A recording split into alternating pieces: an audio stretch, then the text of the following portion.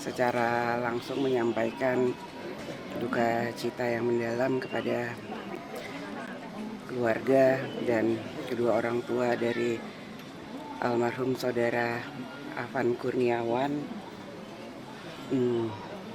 dan insya Allah keluarga diberikan kekuatan, keikhlasan dan ketabahan dalam menerima musibah ini, dan semoga amal ibadah dari almarhum Afan Kurniawan bisa diterima Allah Subhanahu wa Ta'ala.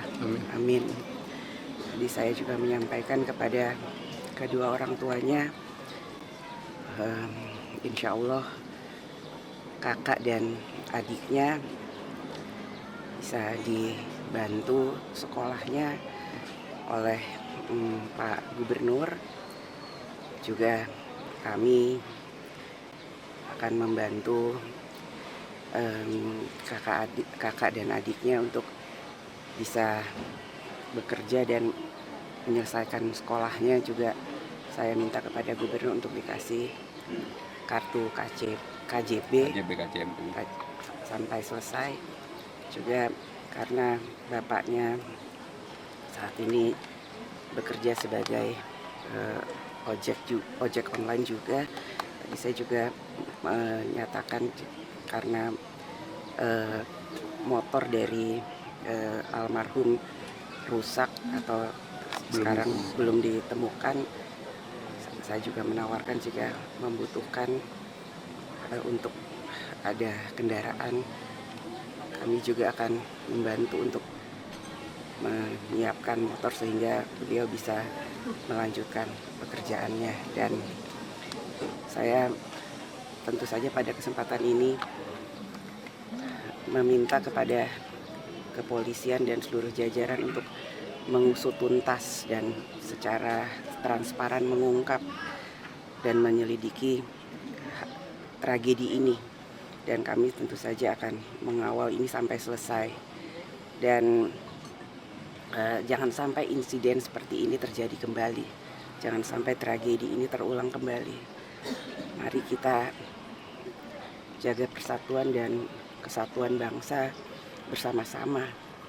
Jangan kita terpecah belah. Jangan kita korbankan bangsa dan negara ini. Kita semua rakyat Indonesia. Kita bangun bangsa ini bersama-sama dengan bergotong royong. Semuanya saling menahan diri. Mari kita bersatu untuk Indonesia.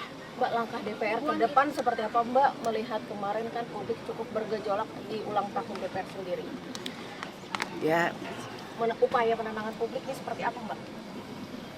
Pertama-tama tentu saja atas nama anggota DPR dan pimpinan DPR, sekali lagi saya meminta maaf jika kami sebagai wakil rakyat belum bisa bekerja dengan baik secara sempurna. Kami akan mengevaluasi, kami akan berbenah diri, kami akan mendengar aspirasi rakyat dengan lebih sehat, lebih baik dalam bergotong royong membangun bangsa.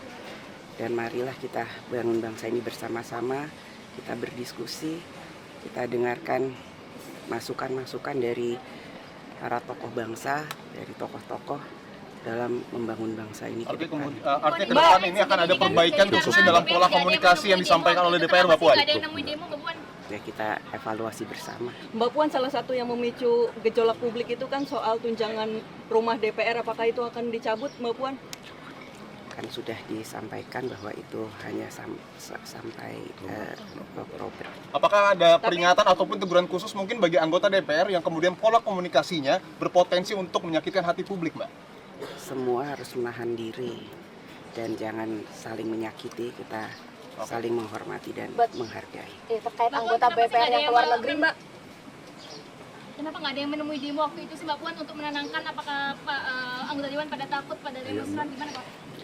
Ya nanti kita cukup dulu ya. Cukup dulu ya. Cukup dulu ya. Minta maaf. Download Tribun X sekarang. Menghadirkan lokal menjadi Indonesia.